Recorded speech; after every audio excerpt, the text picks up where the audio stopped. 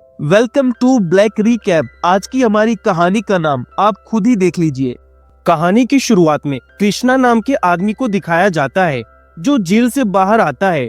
अब वो जेल से बाहर आते ही 7 लोगों का खून कर देता है और ये 7 लोग एक टीचर, एक पुलिस ऑफिसर, एक सॉफ्टवेयर इंजीनियर जैसे प्रोफेशन से होते हैं। इधर दूसरे सीन में कृष्णा के फादर को इस बात का बिल्कुल भी अफसोस नहीं होता कि उनका बेटा 7 लोगों का खून कर चुका है, बल्कि उन्हें उल्टा ये लगता है कि कृष्णा ने जो भी किया वो बिल्कुल सही किया है। और वहीं दूसरी तरफ बाकी लोग ये बात मानने को तैयार ही नहीं होते हैं कि कृष्णा ऐसे किसी का खून भी कर सकता है। अब हमें पता चलता है कि उसकी माँ तो हमेशा डरी डरी सी रहती है। तभी पुलिस भी उस जगह पहुंच जाती है जहां कृष्णा ने ये सब कुछ करा होता है। अब कृष्णा के घर वाले और उसके आसपास के लोग भी वहां जमा हो जाते हैं। फिर कृष्णा की माँ उससे कहती है, मैंने तुम्हें इस दुनिया में लाने के लिए कितनी मुश्किलें झेली थी, पर मुझे नहीं पता था कि तुम किसी का खून भी कर सकते हो। खैर, अब इसके बाद कहानी फ्लैशबैक में चली जाती है। इधर हमें संगमगढ़ नाम की जगह दिखाई जाती है।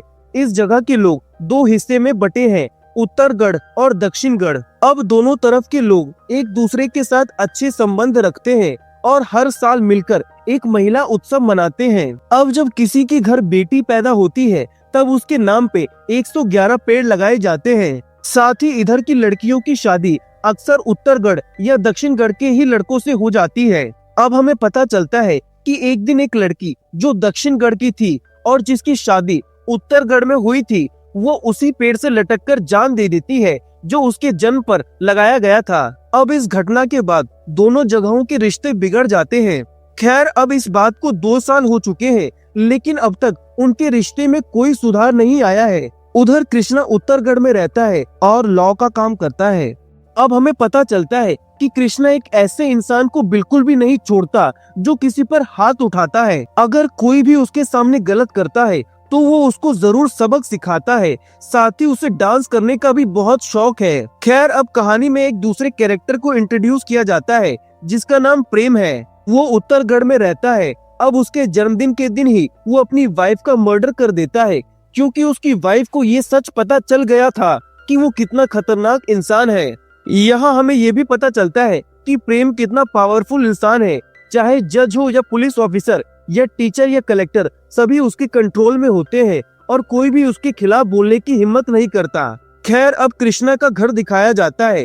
इधर उसके घर में उसकी बहन की तस्वीर के सामने हमेशा अखंड ज्योति जलती रहती है, क्योंकि वो बचपन में ही गुजर गई थी। अब कृष्णा के माँ बाप का मानना होता है कि उनकी बेटी कभी भी घर वापस आ सकती है। इसी वजह से वो लोग घर पर ताला भी नहीं लगाते हैं और ना ही कभी घर को अकेला छोड़ते हैं। अब हमें पता चलता है कि कृष्णा की माँ हमेशा उसका सपोर्ट करती है और जब कभी कृष्णा बाहर जाता है तो पीठ पीछे उसके पिता से उसे बचाती भी है। लेकिन उसके पिता ने घर में छुपकर कैमरास भी लगा रखे होते हैं, जिससे उन्हें पता चल जाता है कि कृष्णा घर पर है या कहीं बाहर गया है। खैर, अब हमें पता चलता है कि आरती नाम की एक लड़की को कृष्णा बहुत पसंद करता है और आरती भी कृष्णा की इंटेलिजेंट दिमाग से बहुत इम्प्रेस होती है।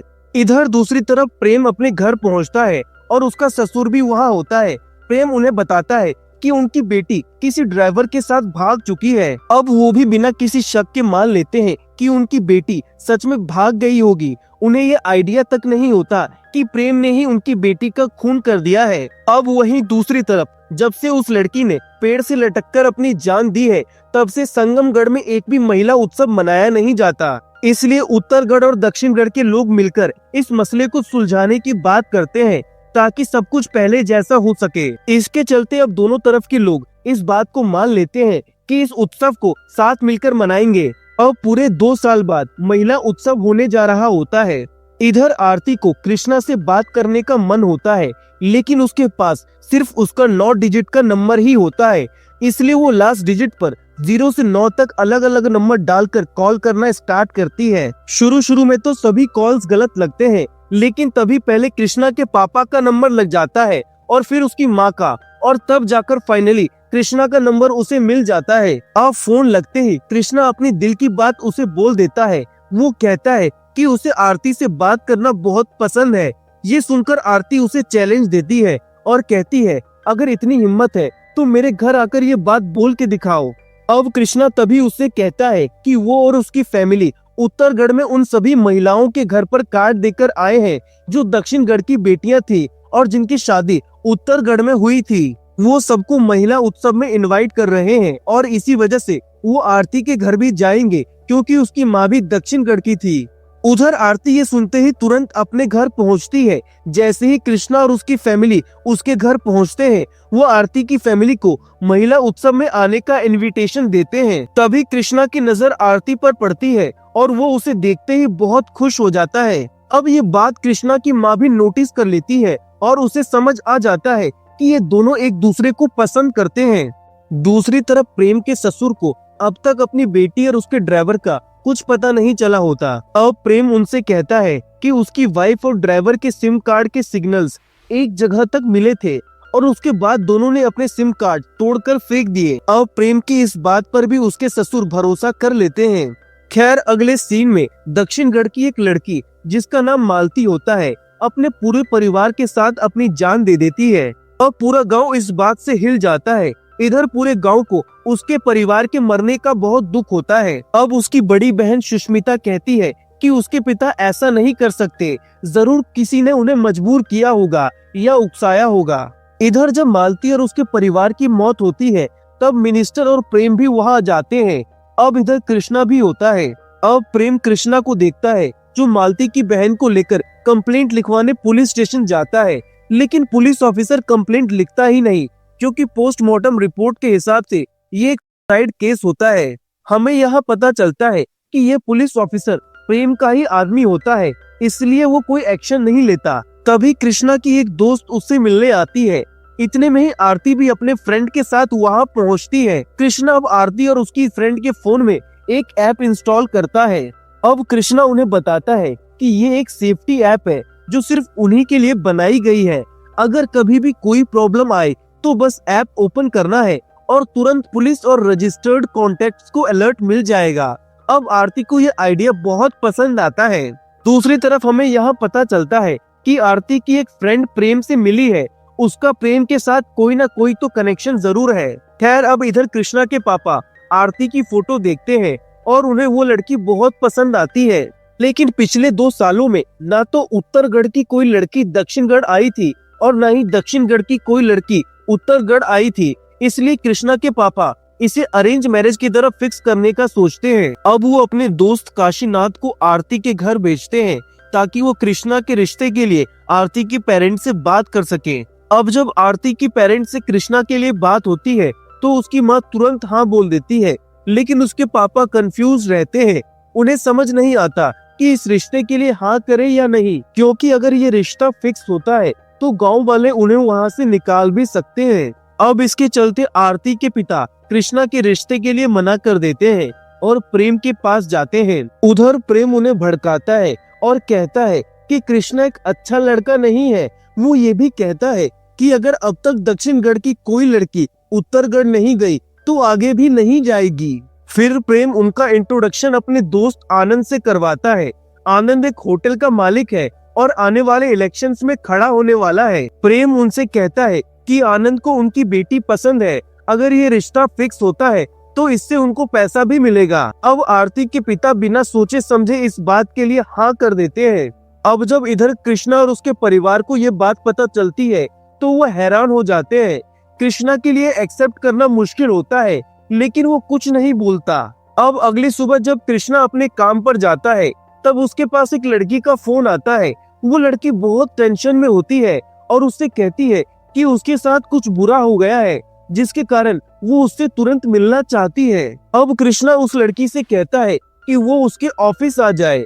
अब जैसे ही कृष्णा इधर ऑफिस जाने के लिए आगे बढ़ता है, उसे वो लड़की दिखाई देती है, लेकिन तभी उसका अचानक से एक्सीडेंट हो जाता है। वो देखता है कि ये एक नॉर्मल एक्सीडेंट नहीं है बल्कि एक प्लान्ड एक्सीडेंट लग रहा है। उसी वक्त एक टीचर भी वहाँ होता है और कृष्णा उसे मारने लगता है।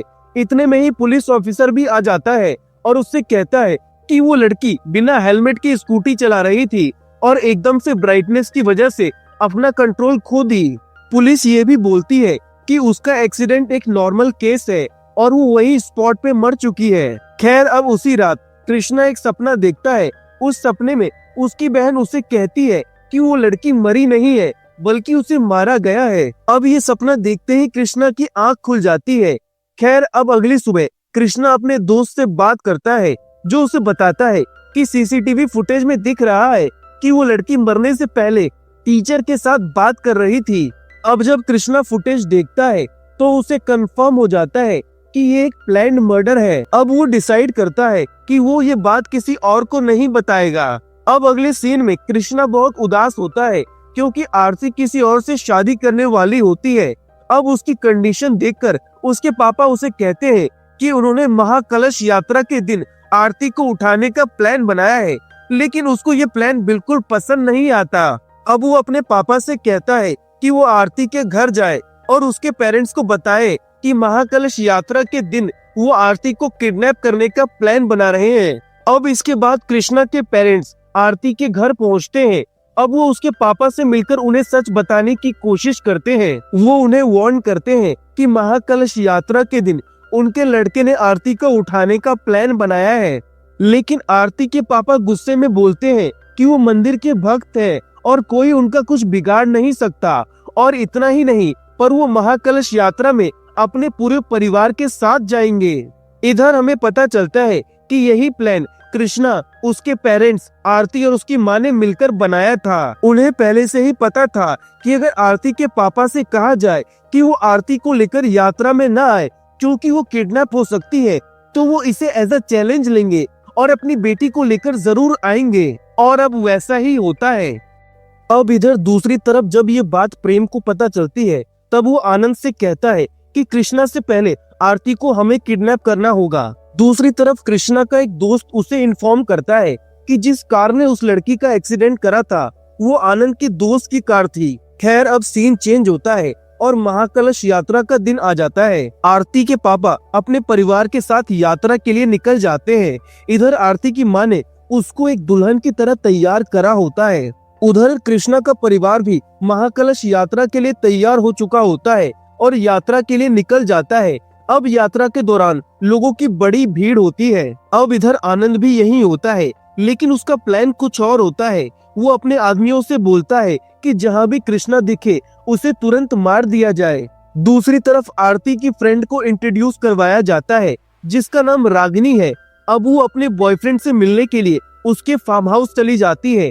आज उसका बर्थडे होता है, इसलिए वो खुश होती है। तभी हमें एक शॉकिंग बात पता चलती है। असल में बात ये थी कि प्रेम ने एक वीआईपी आदमी के साथ करोड़ों की डील की थी और उस डील के बदले वो आदमी एक लड़की को अपना बनाना चाहता था और वो लड़की और कोई नहीं बल्कि रागिनी होती है। अब उसका बॉयफ्रेंड उसे फार्म हाउस पर वीआईपी के लिए ही लेकर गया था। दूसरी तरफ यात्रा में जितने आदमियों को कृष्णा को उठाने के लिए भेजा गया था, उससे दुगने कृष्णा के आदमी वहां पहुंच चुके होते हैं। अब कोई भी कृष्णा का कुछ भी बिगाड़ नहीं पाता। तभी कृष्णा सीधा आरती के पास जाकर खड़ा हो जाता है। वहां उसके पेरेंट्स और कृष्णा के पेरेंट्स भी पहुंच जाते हैं। अब जैसे ही कलश रखने का शुभ मुहूर्त आता है, कृष्णा आरती को मंगलसूत्र बांधने लगता है।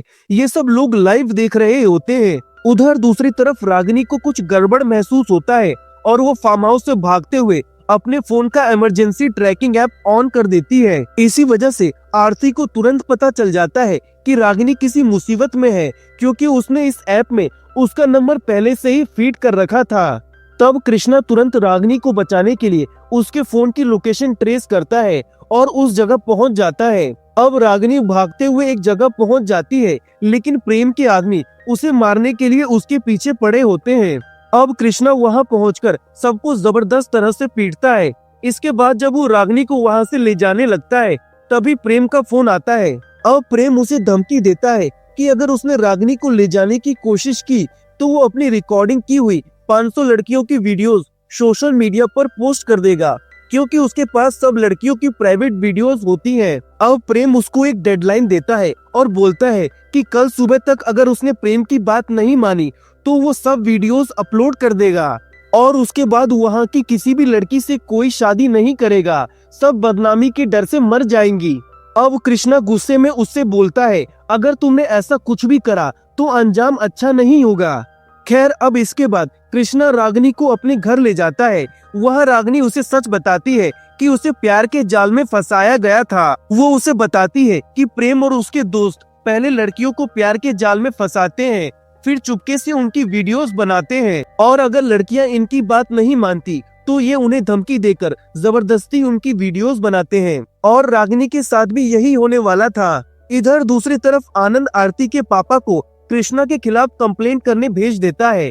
वह उसकी वाइफ भी जाने का फैसला करती है। उधर कृष्णा रागिनी को लेकर घर से बाहर निकलता है, लेकिन प्रेम की आदमी उसका पीछा कर रहे होते हैं। प्रेम का प्लान क्लियर होता है, जहाँ भी कृष्णा जाए वहीं उसे रोका जाए। लेकिन कृष्णा बहुत स्मार्ट होता है। वो अपने जाने का रास्ता अचानक बदल लेता है और बड़ी चालाकी से तुरंत कोर्ट पहुंच जाता है। इधर ये सब प्रेम अपनी जगह पर लाइव देख रहा होता है। उसको हर वक्त ये ट्रैक करने की चिंता होती है कि कृष्णा कहाँ जा रहा है। अब जब कृष्णा रागिनी को लेकर कोर्ट के अंदर जाता है, तभी उसके पास पुलिस ऑफिसर का फोन आता है। वो उससे कहता है कि तुम्हें 5 मिनट के अंदर आरती को लेकर पुलिस स्टेशन आना होगा, क्योंकि तुमने उससे गैर कानूनी शादी की है।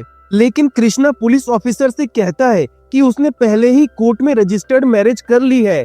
फिर वो तुरंत पुलिस ऑफिसर को व्हाट्सएप पर उनकी शादी की फोटोज भेज देता है। अब उसमें एक फोटो होती है जिसमें आरती की मां ने खुद गार्जियन बनकर साइन करा होता है। साथ ही कृष्णा उनकी शादी की और भी पिक्चर्स उसे भेज देता है, जो प्रूफ करता है कि सब कुछ लीगल है। उधर कृष्णा रागिनी को दूसरे रास्ते से कोर्ट के बाहर ले जाता है। उसके साथियों ने पहले ही कृष्णा की गाड़ी की डिक्की में रागिनी के बॉयफ्रेंड नितिन को बेहोश करके रखा होता है। अब कोर्ट 15 दिन बाद खुलने वाला होता है, तो कृष्णा नितिन को एक जगह पर बंदी बनाकर रखता है। वहीं दूसरी तरफ आरती के पेरेंट्स कृष्णा के घर पहुंच जाते हैं ताकि उसको वापस ले जा सके। लेकिन जब वो देखते हैं कि आरती कृष्णा के साथ बहुत खुश है, तब उसके पेरेंट्स उसको कृष्णा के साथ ही रहने देते हैं। इसके बाद कृष्णा और आरती का गृह प्रवेश होता है। लेकिन इधर कृष्णा का टेंशन और बढ़ जाता है, क्योंकि जो डेडलाइन प्रेम ने वीडियोस अपलोड करने के लिए दी थी, उसमें सिर्फ 2 मिनट बचे होते हैं। उधर प्रेम भी परेशान होता है, क्योंकि उसको ये समझ नहीं आ रहा होता है कि कृष्णा ने उसके दोस्त नितिन को कहाँ छुपा रखा है। खैर, इधर दूसरी तरफ कृष्णा कोर्ट जाता है। अब जब वो कोर्ट में होता है, तब प्रेम उसके फोन पर एक वीडियो की लिंक भेजता है। वो उससे बोलता है कि उसने पहले ही एक वीडियो अपलोड कर दिया है, जिसमें एक लड़की अपनी जान दे रही है, और वो अगली वीडियो भी जल्दी अपलोड करने वाला है। अब ये सुनकर कृष्णा गुस्से में आ जाता है और तुरंत नितिन के पास आता है। अब वो नितिन के मुंह पर पॉलिथीन डालता है, जिससे उसका दम घुटने लगता है, और मरने के डर से नितिन उसे सब कुछ बता देता है। वो बताता है कि कैसे वो और प्रेम लड़कियों को अपने जाल में फंसाकर उनके प्राइवेट वीडियो सीक्रेटली रिकॉर्ड करते हैं। और इतना ही नहीं, अगर कोई लड़की उनके खिलाफ जाने की कोशिश करती है तो वो लोग उसका एक्सीडेंट करवा देते हैं। और सबसे बड़ा सच ये है कि वो उनके रिकॉर्डेड वीडियोस अलग अलग लोगों को बेच देते हैं, ताकि गांव के लोगों को लगे कि लड़की अपने बॉयफ्रेंड के साथ भाग गई है और वो सब गलत काम उसके साथ कर रही है। अब ये सब सुनकर कृष्णा को समझ आता है कि अगर इस गंदे कांड को रोकना है तो कुछ बड़ा करना पड़ेगा। उसे लगता है कि ऐसे लोग तभी पकड़े जाएंगे जब उनके खिलाफ उसे प्रूफ मिलेगा। उधर दूसरी तरफ नितिन के माँ बाप भी अपने बेटे को ढूंढने में लगे थे। उन्हें शक होता है कि कृष्णा ने ही उसे छुपा कर रखा है, क्योंकि नितिन प्रेम से मिला हुआ था। खैर, अब 2 दिन बाद प्रेम फिर से कृष्णा को फोन करता है और वो उससे कहता है कि मैं अभी तुम्हारे घर से एक वीडियो बनाकर आया हूँ। असल में प्रेम के आदमियों ने कृष्णा के घर के बाथरूम में छुपकर कैमरास लगा दिए थे, जिसके चलते उन्होंने आरती की नहाते हुए वीडियो सीक्रेटली रिकॉर्ड कर ली थी। सिर्फ इतना ही नहीं, उन्होंने कृष्णा और आरती के पर्सनल मोमेंट्स भी सीक्रेटली कैप्चर कर लिए थे। अब प्रेम उस वीडियो को कृष्णा और आरती दोनों को भेज देता है। जैसे ही कृष्णा वीडियो देखता है, वो तुरंत अपने घर जाता है और आरती को संभालता है। अब वो आरती से बोलता है, डरना नहीं है, इन सब से लड़ना है। गलती तुम्हारी नहीं है, गलती इन लोगों की है जो ऐसे घटिया कांड कर रहे हैं। तब आरती कृष्णा को बताती है कि कुछ दिन पहले एक मिस्त्री टीवी ठीक करने उनके घर आया था, और शायद उसी वक्त प्रेम ने कैमरास लगवाए होंगे। अब ये सुनते ही कृष्णा अपने घर में लगे सभी हिडन कैमरास ढूंढ ढूंढ के निकाल देता है। फिर कृष्णा एक वीडियो का लिंक प्रेम के पास भेजता है। अब जैसे ही प्रेम वीडियो कनेक्ट करता है, उसे स्क्रीन पर आरती दिखाई देती है। वो साफ साफ बता रही होती है कि कैसे प्रेम और उसके आदमियों ने लड़कियों का इस्तेमाल करा और उनकी वीडियोस बनाई और उनको ब्लैकमेल कर रहे हैं। उस वीडियो में प्रेम के फूफा जी, उसके पापा और उसके दोस्तों की फोटोज भी होती है जो उसके कांड में उसके साथ शामिल थे। अब ये सब देखकर प्रेम की हवा टाइट हो जाती है। अब कृष्णा प्रेम को धमकाता है और बोलता है, या तो तुम कल कोर्ट खुलने तक सभी लड़कियों की वीडियोस डिलीट कर दो या फिर मैं ये वीडियो पूरा वायरल कर दूंगा। अब इस केस को और मजबूत बनाने के लिए आरती उन सभी लड़कियों से मिलती है जिनकी वीडियोस प्रेम ने बनाई थी। वो सब प्रेम के खिलाफ गवाही देने के लिए तैयार भी हो जाते हैं। खैर, इधर दूसरी तरफ प्रेम के पापा इस केस को दबाने के लिए पूरा जोर लगाते हैं। वो सबको घूस देने लगते हैं ताकि बात मीडिया तक ना जाए। उधर पुलिस को प्रेम बताता है कि कृष्णा ने नितिन को कहाँ छुपा रखा है।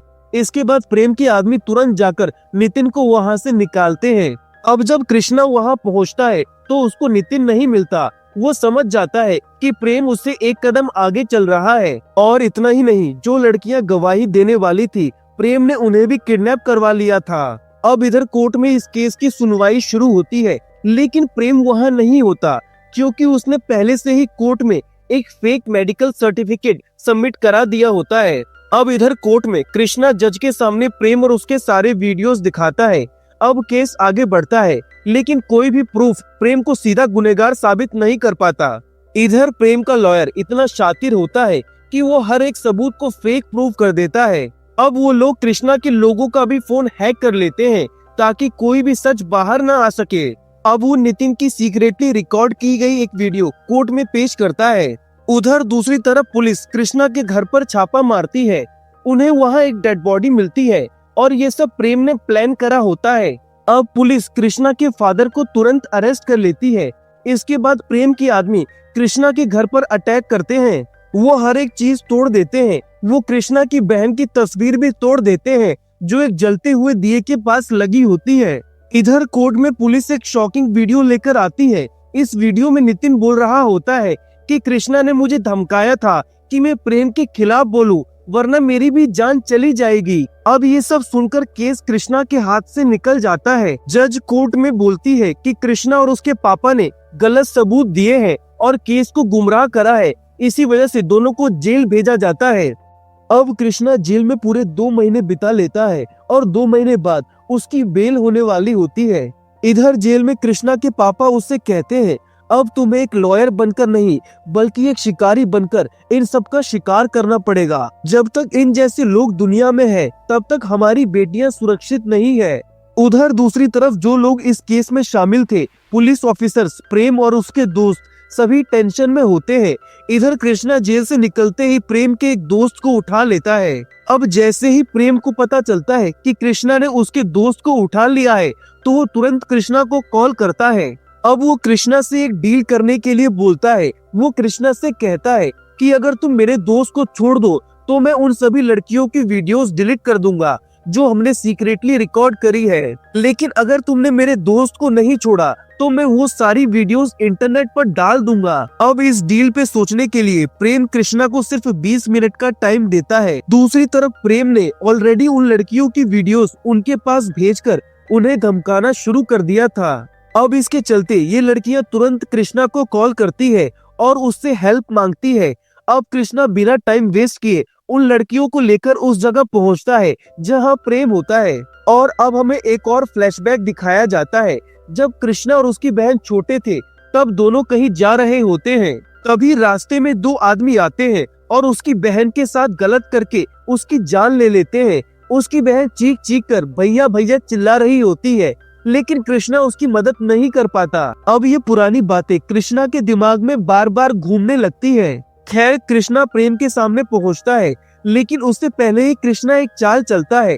वो पूरे गांव का नेटवर्क जाम कर देता है, जिसके चलते पूरे गांव में किसी के फोन में नेटवर्क नहीं आता और इसी वजह से प्रेम जो वीडियो अपलोड कर रहा होता है वो वहीं रुक जाता है। अब गुस्से में प्रेम और उसके आदमी कृष्णा पर अटैक करने के लिए आगे बढ़ते हैं, लेकिन कृष्णा बिना किसी देरी किए एक एक करके उन सबको खत्म करने लगता है। वो प्रेम को बहुत मारता है और इसके बाद वो प्रेम और उसके लोगों को बांध देता है और प्रेम की दोस्तों की बहन, पत्नी और सारी फीमेल्स के सामने सभी लड़कियों की सीक्रेटली बनाई गई वीडियोस दिखाता है। अब जब प्रेम के एक दोस्त की बहन ये सब देखती है तो वो गुस्से में आकर अपने ही भाई को मार देती है। और वहीं पर एक टीचर की वाइफ भी अपने हस्बैंड की असलियत देखती है और उसे खत्म कर देती है। इस तरह एक के बाद एक सभी लोग एक दूसरे को मारने लगते हैं। अब प्रेम का ससुर भी वहां पहुंच जाता है।